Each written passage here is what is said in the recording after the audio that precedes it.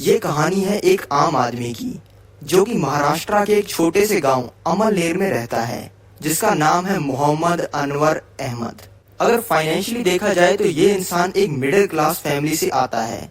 पढ़ाई लिखाई ये इंसान ज्यादा कर नहीं पाया क्योंकि घर पे ज्यादा पैसे नहीं थे। पर इस इंसान ने आज से कुछ साल पहले एक 10,000 रुपए की छोटी सी इन्वेस्टमेंट की। उस इन्वेस्टमेंट ने आज के समय में इस इंसान को लखपति नहीं, करोड़पति नहीं, बल्कि अरबपति बना दिया है। और आज इस इंसान के पास में 1,000 करोड़ से भी ज्यादा पैसे हैं।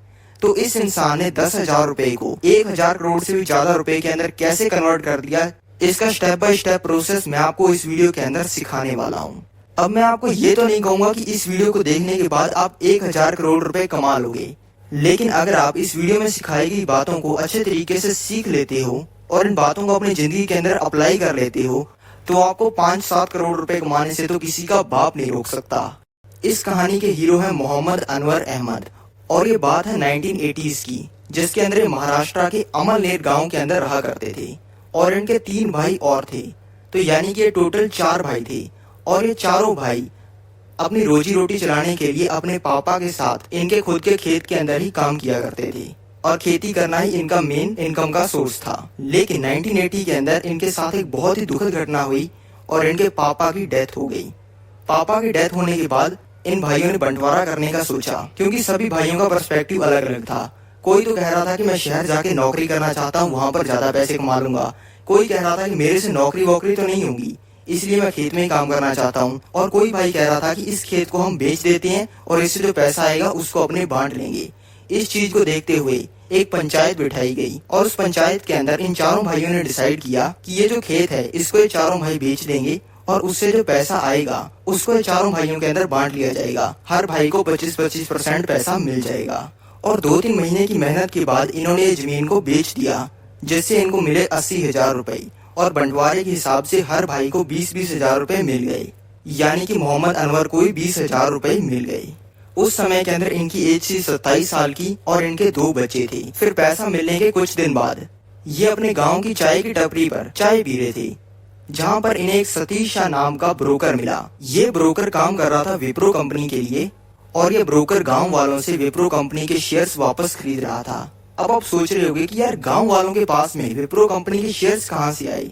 अजीम प्रेमजी, जो कि इंडिया के 18वें सबसे अमीर इंसान है, जिनकी नेटवर्थ है 9.3 बिलियन डॉलर की, इनके पापा ने 1947 के अंदर अमलनेर गांव में, जहां पर मोहम्मद अनवर रह रहे थे, वहां पर एक वेजिटेबल ऑयल मैन्युफैक्चरिंग का प्लांट लगाया था और ज्यादातर अमलनेर गांव के लोग ही इस प्लांट के अंदर काम कर रहे थे। उस समय में विप्रो कंपनी अपनी कंपनी के अंदर काम करने वाले लोगों को सैलरी के साथ में बहुत सारे शेयर्स भी दिया करती थी।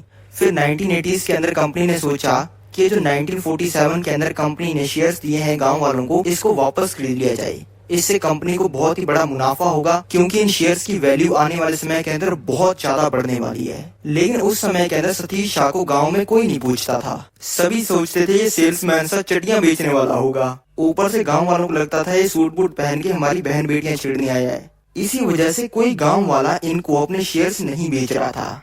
इसी वजह से चाय की टपरी पर बहुत ही दुखी होकर बैठे थे। मोहम्मद अनवर ने इनको देखा और इनसे पूछा कि भाई इतने दुखी क्यों बैठे हो।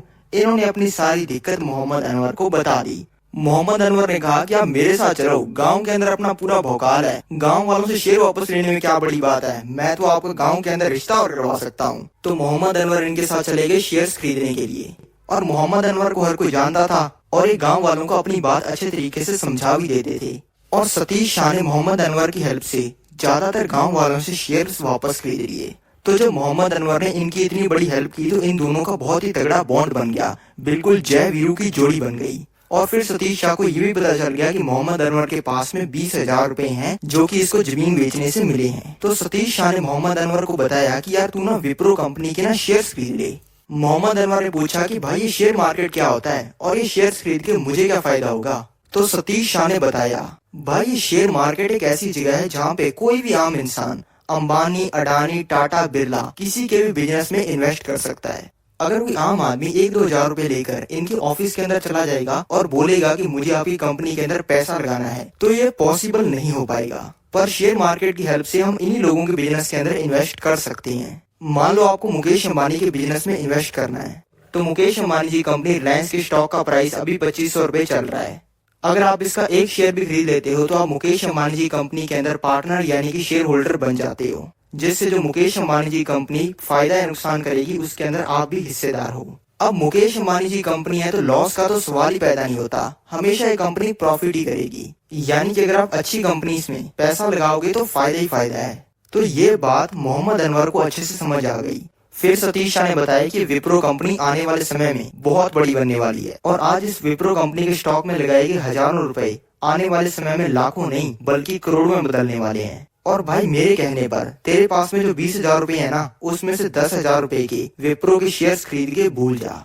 उस टाइम पे विप्रो के स्टॉक का प्राइस था 100 रुपए का, तो 10,000 रुपए लगाने पर मोहम्मद अनवर को विप्रो कंपनी के 100 शेयर्स मिल गए। उसके बाद में शुरू हुआ शेयर मार्केट का जादू। 1980 में मोहम्मद अनवर ने शेयर्स खरीदे थे और 1981 के अंदर विप्रो कंपनी ने दिया 1:1 का बोनस। इसका मतलब है कि जिसके पास में एक शेयर है उसको एक और शेयर फ्री में मिलेगा, जिससे अनवर को 100 शेयर फ्री में मिले और टोटल उसके पास में 200 शेयर हो गए। फिर 1985 के अंदर कंपनी ने 1:1 का बोनस फिर दिया, जिससे अनवर के 200 शेयर 400 में बदल गए। फिर 1987 में कंपनी ने 1:10 का स्प्लिट दिया, यानी कि अपने एक शेयर को 10 में बदल दिया, जिससे अनवर के 400 शेयर 4,000 में बदल गए। उसके बाद में हर साल 2 साल में कंपनी बोनस और स्प्लिट देती चली गई, जो कि आप स्क्रीन पर भी देख सकते हो, जिससे अनवर के सिर्फ 100 शेयर्स 2,56,00,000 शेयर्स में बदल गए। और आज के समय विप्रो के एक शेयर की कीमत 400 रुपए है। अब अगर 2,56,00,000 शेयर्स को अपने मल्टीप्लाई करेंगे 400 रुपए से तो 1,000 करोड़ का नंबर आएगा, यानी कि इन्होंने 1,000 करोड़ रुपए से भी ऊपर कमा लिए। अब ज्यादातर लोगों को तो समझ में आ गया होगा कि शेयर मार्केट में इन्वेस्ट करके जितना पैसा बनता है उतना दुनिया के अंदर कहीं नहीं बनता। लेकिन कुछ लोगों को लग रहा होगा कि अगर अनवर गोल्ड या फिर प्रॉपर्टी के अंदर भी 10,000 रुपए लगाता तब भी अनवर करोड़पति बन जाता।